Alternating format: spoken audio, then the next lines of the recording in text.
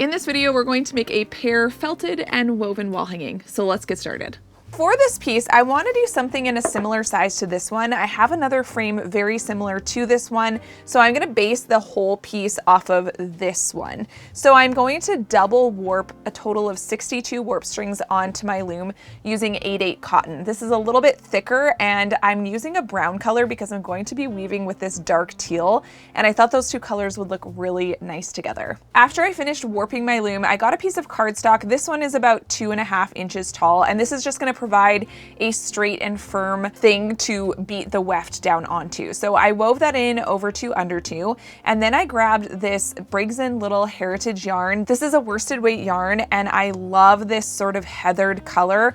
I will put the name in the description box below because I can't remember what it is right now, but I grabbed that and I took 3 arms lengths and I started with a twining stitch. To start this twining stitch, I'm weaving over 1 under 1 and then doing my twining stitch on top of that. The reason I'm doing it that way is because this is going to provide a really nice tight twining stitch on each end of this piece so that the warp strings won't want to shift and move afterward.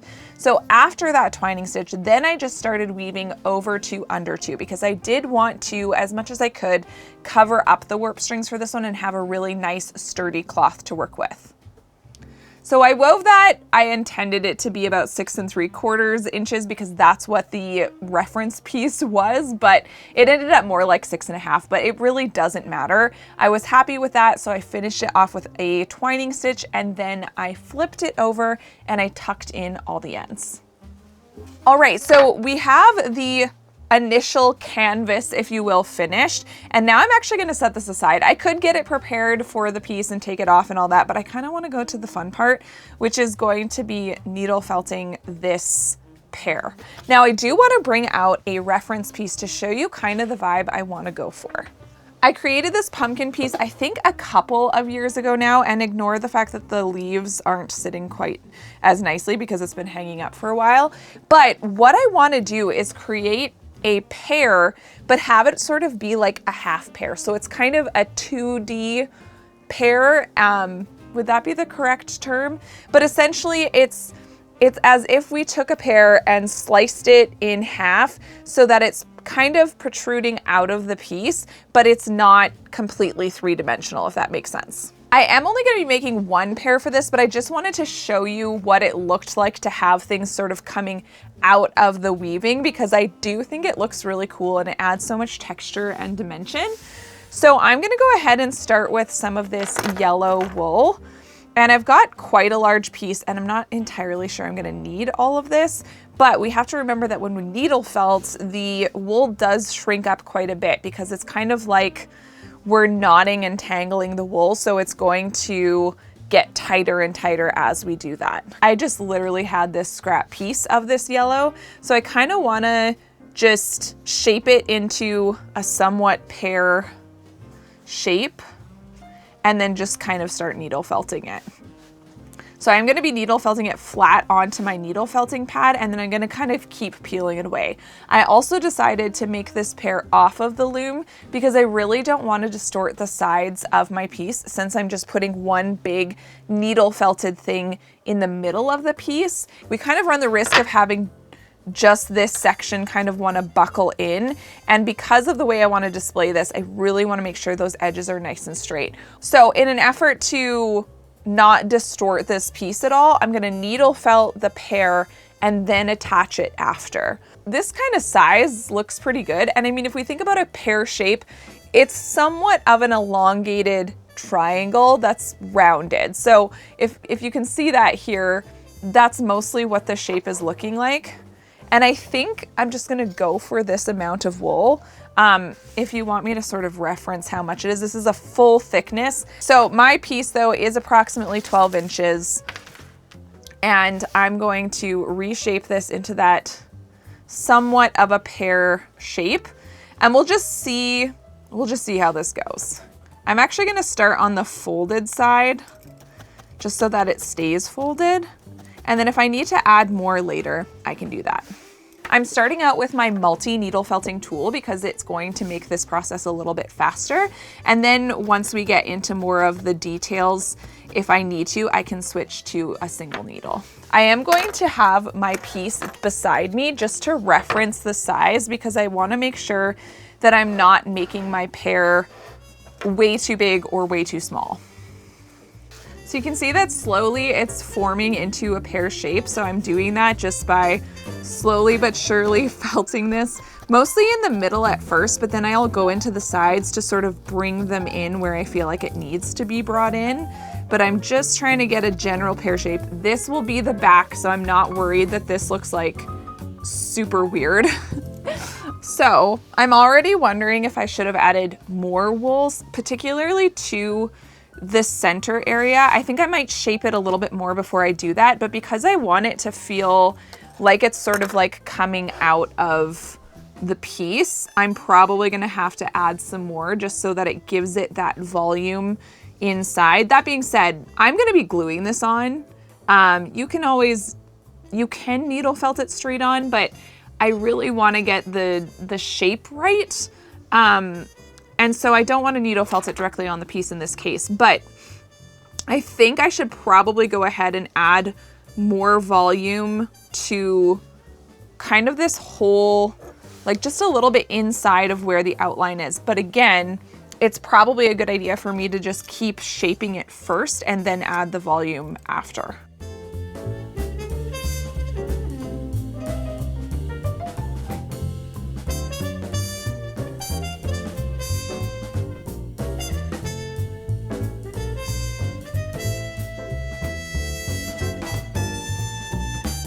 Okay, so my pear is a little bit smaller now, so I think it's probably a good opportunity for me to add a little bit more bulk to that middle section.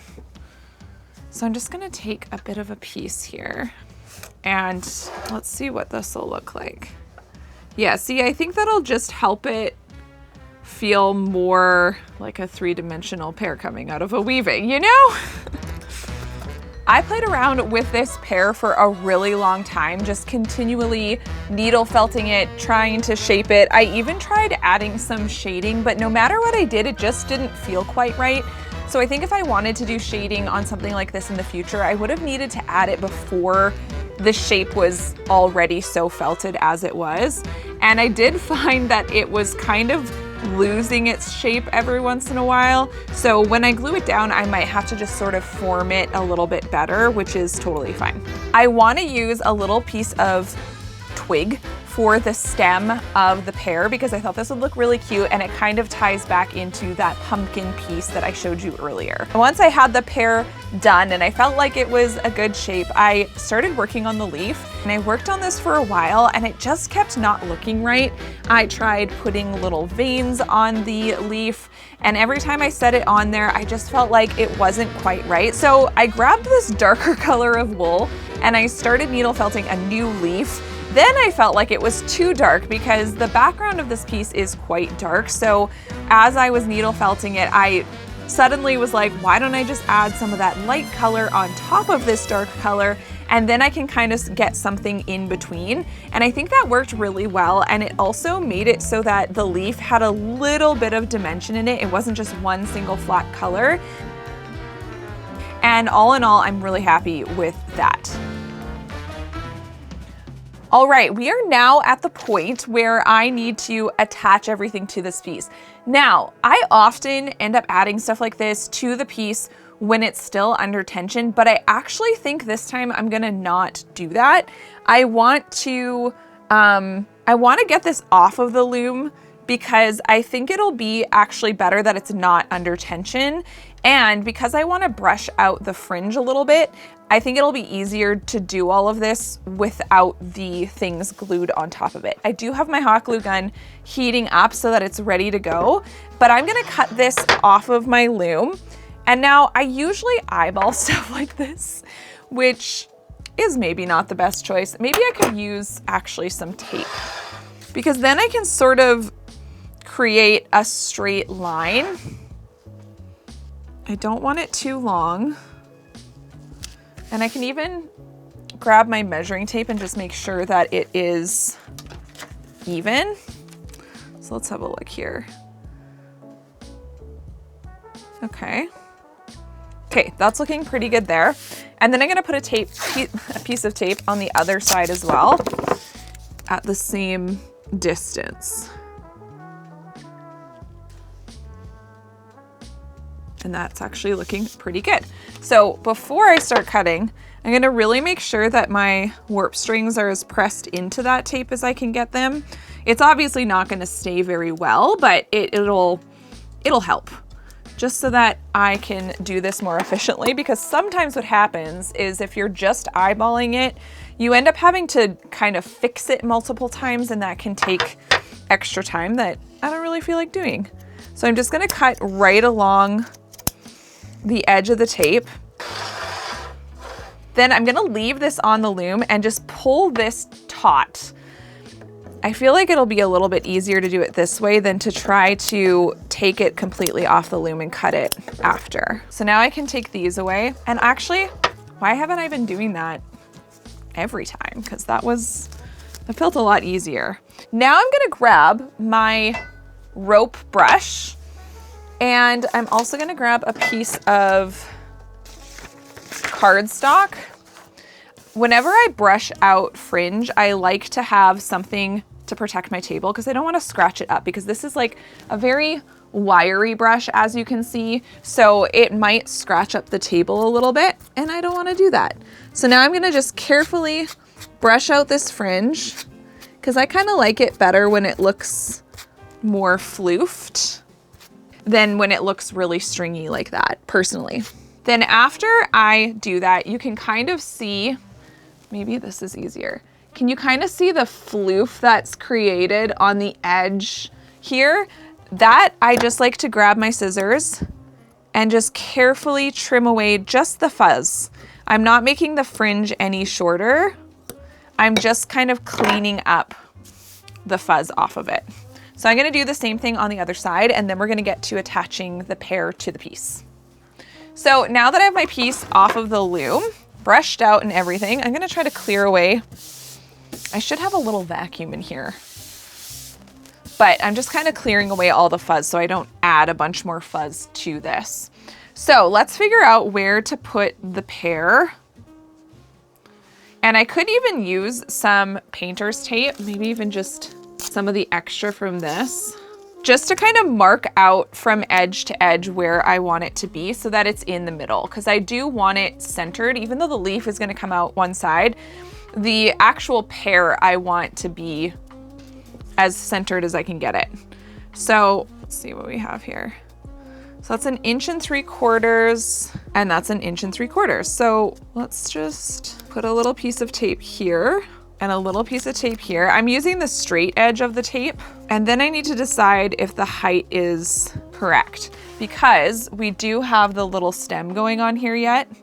So I might want to consider bringing it down just a little bit, kind of like that, just so that the stem isn't making it feel like it's extra high. But that looks pretty good to me there. And then the leaf will kind of go like that. Now I do wish that my stem had a bit of a curve to it. And I mean, maybe it would be worthwhile if you ever had a pear with an actual stem on it to just save the stem and use that. But I do love the idea of using a little branch. Okay, I'm happy with that. I'm happy with, I think, the placement of it on here height-wise. So I think I'm gonna go ahead and also add a little piece of tape right down here. And then it should be pretty easy for me to place this exactly where I want it. So, okay, here we go, guys. I might have to stand up for this just because I feel like it'll be easier to like look down at it to make sure that it's nice and straight.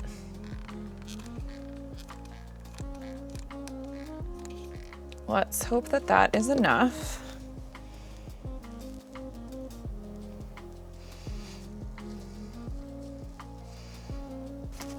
All right, it worked.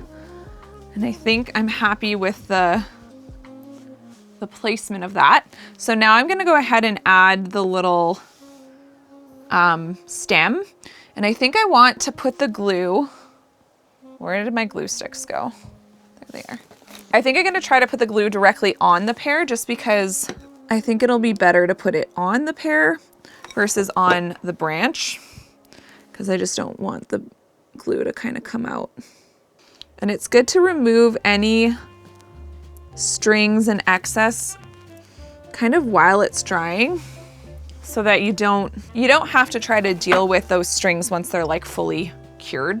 So what I am noticing, so originally I had planned to put the leaf on this side, but I might actually put it on this side simply because I noticed that it's very minor, but there's a tiny bit of glue poking out on this side and not on the other side. So I'm like, why don't I just put the leaf over here?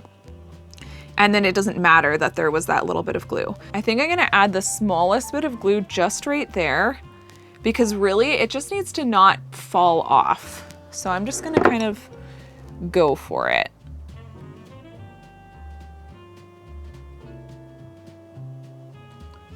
Take the string off. Oh, I'm pretty happy with that there. I like that it's sort of like hanging off. Oh, that is so cute. Okay, I'm gonna get this into the frame and then we're gonna look at the finished piece.